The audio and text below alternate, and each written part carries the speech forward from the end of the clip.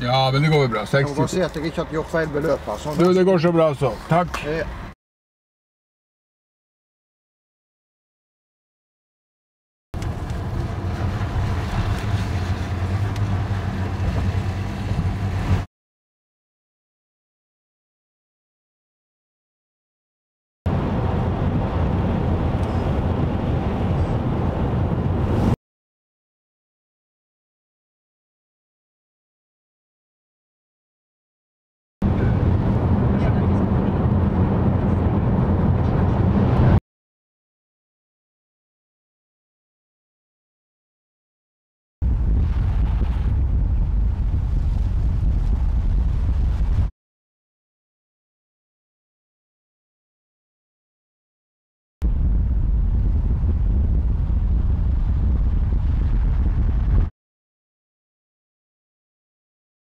Alle mennesker har et personlig ansvar for sine handlinger.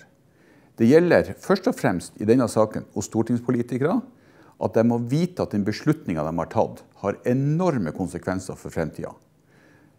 Om det er bedrifter eller privatpersoner, så har vi også et personlig ansvar til å engasjere oss i saker.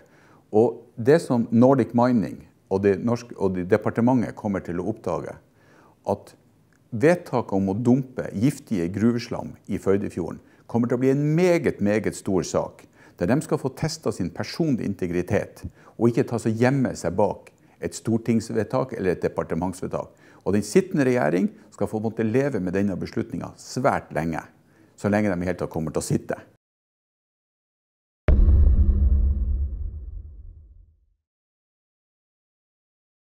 Neptune Network er jo en frivillig stiftelse som jobber for å beskytte natur og miljø, og har mange venner, nasjonalt og internasjonalt.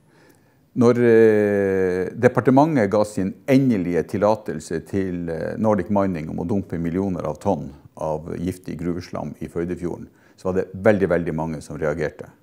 Kommunikasjonsbyrået Big Fish tok da et øyeblikkelig initiativ i sammen med andre firmaer, og skapte da en dugnad og tok kontakt med Neptune, og sa at de vil bidra med en kampanje for å rette oppmerksomheten mot dette galskapens vedtak som ble fattet fra departementets side. Det var ikke så lite, det kunne vært litt lenger, vet ikke. Det her er jo en skissel. Og det å tappe Førdefjordvann på flaske, og lage det om til et minne for evigheten, som dagens politikere kan ha som et minne hjemme i peishylla si når de forlater Stortinget, når rapportene kommer om en Førdefjord som blir mer og mer forurenset.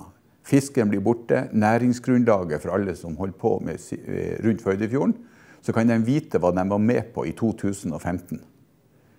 Dette minnet skal de ha så nært og så tett på seg, at også politikere skjønner de har et ansvar utover det som skjer der og da. Vet ikke. Ok, gå. Vær så god. Vær så god, ja. Og så var det sånn. For jeg hadde tatt i en stryk.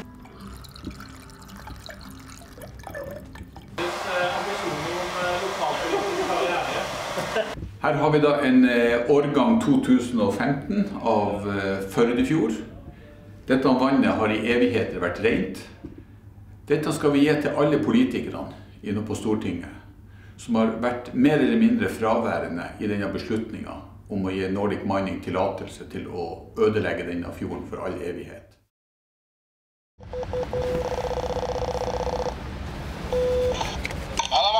Hei vakta, det er Frank Hugo Storelv fra Neptune. Vi har en avtale med Astrid Paulsen. Vi skal levere de her flaskene med Førdevann til stortingspolitikerne. Kjør inn på grønt lys. Takk skal du ha.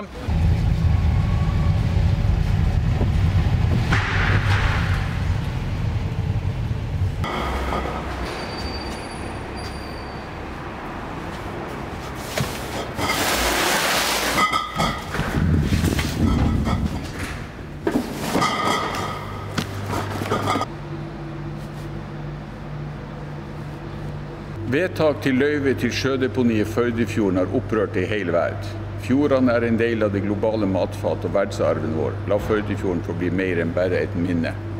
Og nå, i Stortingsgarasjen, og nå skal det til dem som fatter lover og regler, for oss alle sammen og for fremtiden. Frank Hugo fra Neptun. Disse her, vet du hva? Ja. Du bror, du vet hva vi mener i Venstre? Du, det vet jeg. Og derfor sier jeg.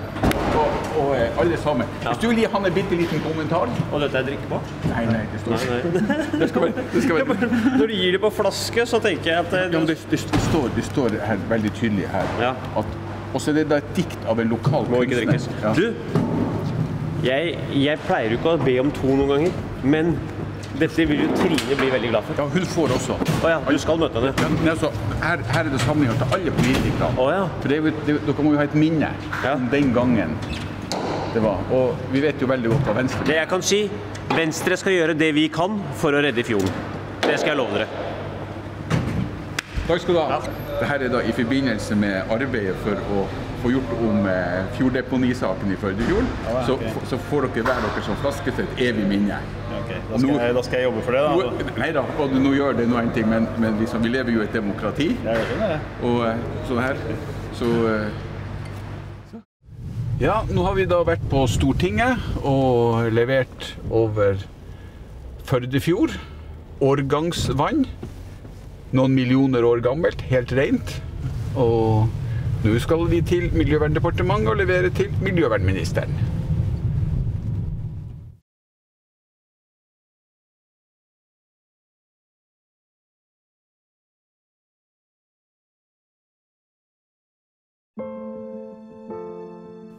Dette er den siste flaska som er igjen, og den skal vi ta oss og legge ut på auksjon, så kan folk få by på den for å sette en pris på hva er en ren Førdefjord verd. Dette er begynnelsen på en langvarig kamp mot gruveindustrien som skal bruke rene fjorder som søppeldeponi for sin egen fortjeneste, og med argumentet at det skaper arbeidsplasser.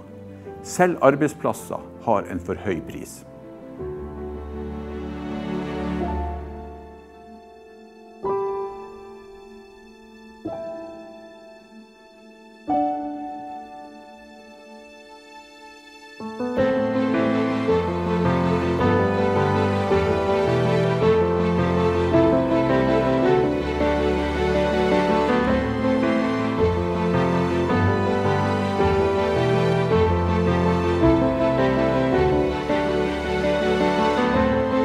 Vi ligger på toppen av det som regjeringen har tenkt skal bli et sjødeponi.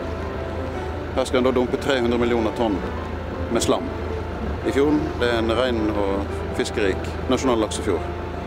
Matematikken er grei. Nei.